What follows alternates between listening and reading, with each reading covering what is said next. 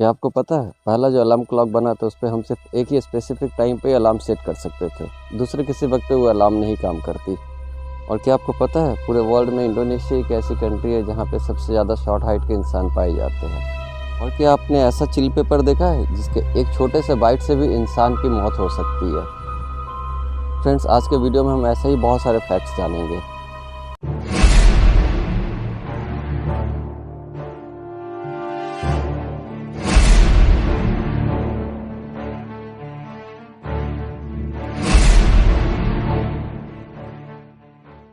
The first ever 3D film.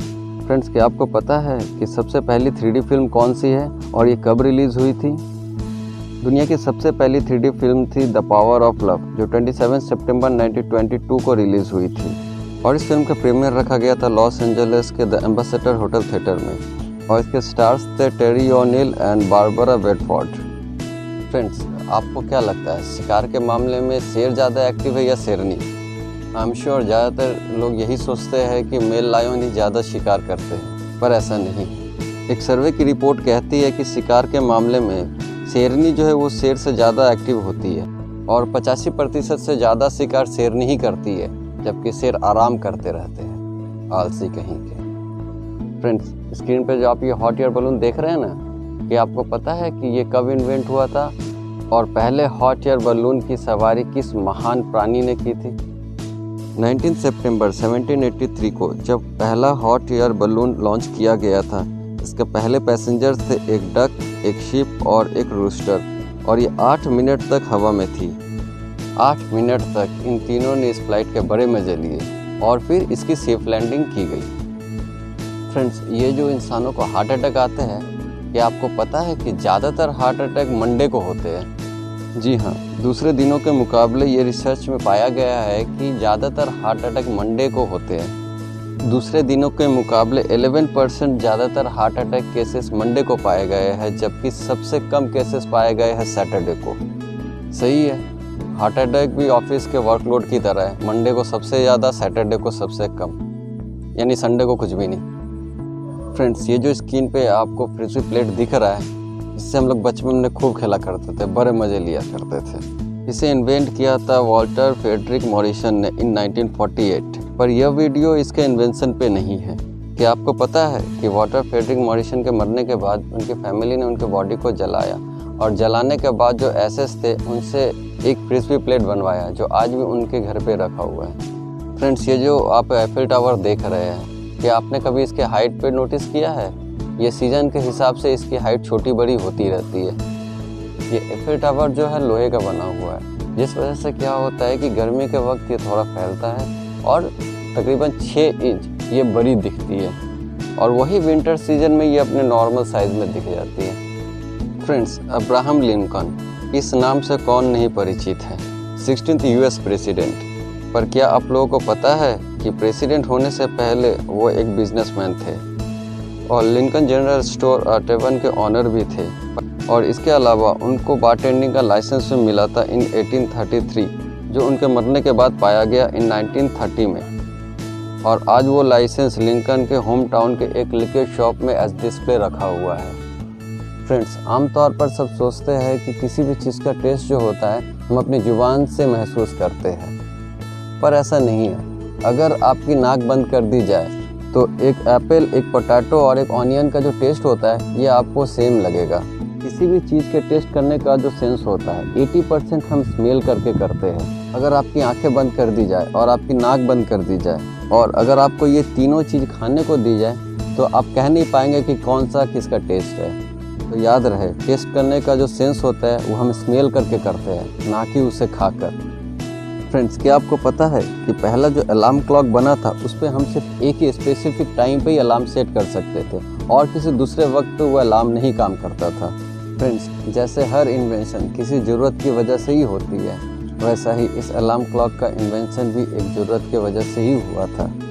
Levy हचिंस, जिन्होंने alarm clock को invent किया था इन 1787, क्या था कि उन्हें अपनी काम की वजह से सुबह उठना था और वो हमेशा लेट हो जाते थे, जिस वजह से उन्होंने एक अलार्म क्लॉक बनवाया जिससे वो सुबह में उठ सके। और उस अलार्म क्लॉक में जो है सिर्फ 4 बजे का अलार्म ही सेट हो सकता था। उसके अलावा दूसरे किसी टाइम पे वो अलार्म काम नहीं करती थी। और उनके मरने के लगभग 100 साल के बाद एक ऐसा अलार्म क्लॉक बना जिसमें हम अपनी मर्जी से अलार्म सेट कर पाए। Mother's day, father's day, valentine's day, teacher's day, children's day, friends ये सारे डेज तो हमें पता है, पर यूरोप और यूएस में एक ऐसे डे की सेलिब्रेशन की जाती है कि जिसके बारे में ज़्यादातर लोगों को पता नहीं है। यूरोप और यूएस में 29 मई को put a pillow on your face day मनाया जाता है। इनफैक्ट ये दोनों कंट्रीज़ में इस दिन छुट्टियां भी रहती है। उनका मानना है कि जो कोई भी इस दिन को सेलिब्रेट करते हैं उनके जीवन में हमेशा खुशियाँ रहती है, माँ लक्ष्मी की कृपा हमेशा बनी रहती है और खाने पीने की कमी कभी नहीं होती। दरअसल 19वीं सदी में इस दिन को फैमिलीज अपने बेडरूम में रहने वाले किसी भी कपड़े को लाडर या फिर कपबोर्ड के ऊपर रखते थे, या फिर कोई भी चीज़ जिसमें खाना स्टोर करके रखा जाता था उसके ऊपर रखते थे। उनका मानना था कि इससे घर में फॉर्च्यून और गुड लक आते हैं। तब से लेके आज तक यूरोप और यूएस में इस दिन को सेलिब्रेट किया जाता है। लंबी हाइट पाना किसे पसंद नहीं, हर कोई एक अच्छी हाइट पाना चाहता है। पर क्या आपको पता है कि मेडिकल हिस्ट्री में अब तक की सबसे लंबी हाइट किस इंसान की है और कितनी है? रॉबर्ट वार्डलो, जिनकी हाइट 8 फीट 11 इंच की थी, यानी लगभग 9 फीट की हाइट। इनका नाम Guinness book of world record में भी दर्ज है अब तक की सबसे लंबी हाइट होने की वजह से। पर ऐसा पहले नहीं था। जब वो पैदा हुए थे उनकी हाइट और उनका वजन नॉर्मल बच्चों की तरह ही थी। जब वो पैदा हुए थे उनका वजन था 3 केजी 800 ग्राम। पर 5 साल की उम्र पहुंचते पहुंचते उनकी हाइट 5 फीट 4 इंच की हो गई, और जब वो 8 साल के हुए तब उनकी हाइट थी 5 फीट 11 इंच। और 22 साल की उम्र में एक इन्फेक्शन की वजह से उनकी मौत हो गई। 15 जुलाई 1940 में उनकी डेथ हुई, और लास्ट टाइम जब उनको मेज़र किया गया था उस वक्त उनकी हाइट थी 8 फीट 11 इंच। और डॉक्टरों का कहना था कि उस वक्त भी उनकी हाइट रुकी नहीं थी, और अगर वो जिंदा होते तो उनकी हाइट और भी बढ़ती। एक मधुमक्खी आपको क्या लगता है कितनी ऊंचाई तक उड़ सकती है? आप ये जानकर हैरान होंगे कि मधुमक्खी 29,525 फीट की हाइट पे उड़ सकती है, जो कि माउंट एवरेस्ट से भी ज़्यादा है। आप अपने बागीचे से एक पेड़ काटते हैं और उस पेड़ को काटने की वजह से आपको 25 साल की जेल की सज़ा मिल गई। ये जानकर आपको कैसा लगेगा? यूएस के साउथ वेस्ट के स्टेट एरिजोना, वहाँ पे अगर किसी के प्रॉपर्टी में सगुआरो कैक्टस का पौधा लगा हुआ है और आपने उसे काट दिया तो आपको 25 साल तक की सज़ा मिल सकती है। अगर आपने वो पेड़ काटनी है तो आपको एरिजोना डिपार्टमेंट ऑफ एग्रीकल्चर से एक स्पेशल परमिशन लेनी होगी। काश इंडिया में ऐसे नियम होते। जब एक बच्चा पैदा होता है तब उसके पेरेंट्स अपने बच्चों का एक ऐसा नाम रखना चाहते हैं जो यूनिक हो और सुनने में भी अच्छा लगे। पर क्या हो अगर आपका ऐसा नाम हो कि दूसरे उसे प्रोनाउंस ही ना कर सके? न्यूजीलैंड में एक पहाड़ी जगह है जिसका नाम तो माता वाकाता की जो पता नहीं क्या है। ये नाम 85 लेटर से बना हुआ है और Guinness book of world record में भी दर्ज है as the longest place name on the planet. इस जगह का नाम मॉरी लैंग्वेज में रखा गया है, पर इतना लंबा और कॉम्प्लिकेटेड नाम होने की वजह से इस शॉर्ट में इसे तो माता भी कहते हैं। दुनिया के हर हिस्से में हर हाइट के इंसान पाए जाते हैं। 2017 की सर्वे की रिपोर्ट की माने तो सबसे ज़्यादा शॉर्ट हाइट के इंसान इंडोनेशिया में पाए गए हैं। वहाँ की एवरेज हाइट 5 फीट 2 इंच है। वहीं दूसरी जगह लंबे हाइट की बात करें तो नीदरलैंड में सबसे ज़्यादा लंबे इंसान पाए गए हैं। वहाँ की एवरेज हाइट 6 फीट है।